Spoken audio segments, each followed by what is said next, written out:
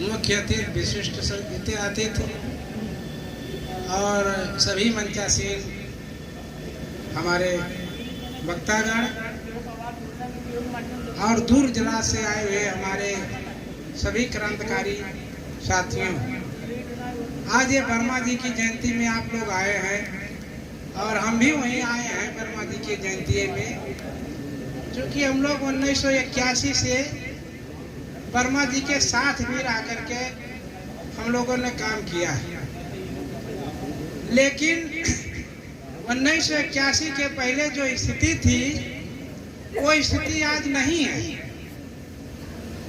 लेकिन वर्मा जी के विचार को आज लोग 90% मानने में हिचकते हैं। पहले हम जो बात खुले मंच से कहते थे, आज वही बात अगर हम यहाँ कह दें इतने दिन के बाद, तो लोगों को डर लगता है कि हम वर्मा जी ने जो ब्राह्मणवाद पर जो कुठाराघात किया था उस पर हम अगर कुठाराघात करें तो हमारे ही भाई यहाँ कुछ लोग जो नहीं आए हैं और गांव में जो हैं वो तो वैसे ही हैं, लेकिन वो भी वही हमारे ऊपर अटैक करना शुरू कर देते हैं कि तुम लोग तो समाज को बांटने का काम कर रहे हो, तुम जो है देवी देवताओं को जो है उखाड़ फेंकने का काम करते हो। लेकिन जब से मैं होश संभाला, हाई स्कूल जो है 79 में हम लोग, हमारे साथी भाई फूलचंद चौधरी भी हमारे साथ थे, यहाँ ये प्रेमचंद चौधरी हैं वो भी हमारे साथ थे, सब क्लास फेलो थे।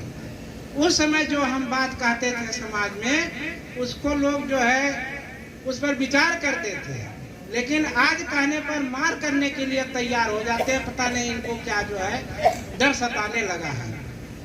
अब जब आप इस तरह से डरेंगे और अपनी बात समाज में नहीं कहेंगे तो आपका समाज आगे बढ़ने वाला ही नहीं है। वर्मा जी ने जो विचार समाज में फैलाया है वो आज लोकसभा और विधानसभा में खुलकर बात हो रही है। लेकिन आपको संघर्ष करने की जरूरत है। जब तक आप संघर्ष नहीं करेंगे तब तक आपका जो है ये ब्राह्मणवाद आपके बीच से खत्म नहीं होगा। तमाम पाखंडी बाबा हमारे बीच में आते हैं। कोई कहता है कि आप जो है परीक्षा बिल्कुल ना पढ़ें, पढ़ाई करवे ना करें, इस तरह से टोटका कर दें तो आप परीक्षा में पास हो जाएंगे। तो वही है, आरएसएस वाले आज जो है अभी जो है जल्द ही में ये पता चला है कि 45 लोग आरएसएस के बिना परीक्षा के आईएएस बनाने जा रहे हैं वो लोग। और आप लोग कहते हैं कि जो है ओम बिरला की जो है लड़की बिना जो है बिना इंटरव्यू दिए बिना कुछ किए आईएएस हो गई। तो आप लोगों की कमजोरी है। आप लोग जब तक इस पर संघर्ष नहीं करें, हमारे नौजवान, और ब्राह्मणवाद की पक्की जड़ कौन है, हमारी 50% जो महिलाएं गांव में बैठी हैं। अब आप समाज में चले जाते हैं, उनको नहीं ले जाते हैं, तो उनको क्या पता है। वो तो सुबह उठी और नहाई धोई और उन्होंने क्या लिया, एक कटोरी में फूल लिया, एक इतने बड़े लोटे में जो है वो लिया जल लिया, और पत्थर के सामने जा करके उन्होंने जो है वहाँ माथा टेकना शुरू किया। अपने बच्चे को भी लेकर गए, तुम भी माथा टेको, और उसमें चंदन लगा दिए हैं, उसको जो है सिंदूर अपना लगाए, उसको भी लगा दिए। और जब आप शिव पुराण पढ़ेंगे तो शंकर की सारी बातें आपको जो है पता चल जाएगा, लेकिन आप लोग पढ़ते नहीं। महाधीश पिठा कौन धीशार का उसको कहते हैं कि शंकर जी जो है नंग धिड़ंग एकदम, वो जो है अपना लिंग हाथ में लिए और पार्वती के सामने जाते हैं और वहाँ जय जयकार होता है। तो आप बताओ, कोई नंगा आदमी अगर अपने लिंग अपने हाथ में लेकर के दौड़ेगा और उसकी पूजा की जाएगी तो इतनी बड़ी मूर्खता कहाँ।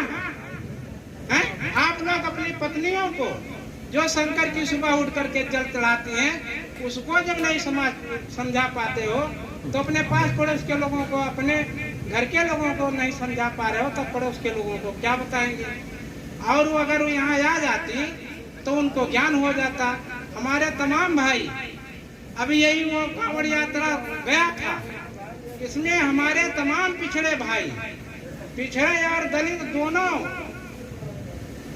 इतने उन्माद में गए थे कि वहां रास्ते में जो है हल्ला और मारपीट करते गए। उधर से मारपीट करते, कोई कह रहा कि हमारे पैर में छाला पड़ गया है, कोई कह रहा हमको ऐसा हो गया। जब जल चढ़ाने से सब कुछ होता है तो छाला कैसे पड़ेगा? लेकिन नहीं, 18 साल से 18 से 24 साल के जितने बच्चे थे वो सब अपनी अब तो परंपरा चल गई, पत्नियों को भी लेकर जाते हैं। भाई इतना अंधविश्वास से पाखंड इस देश में फैला है।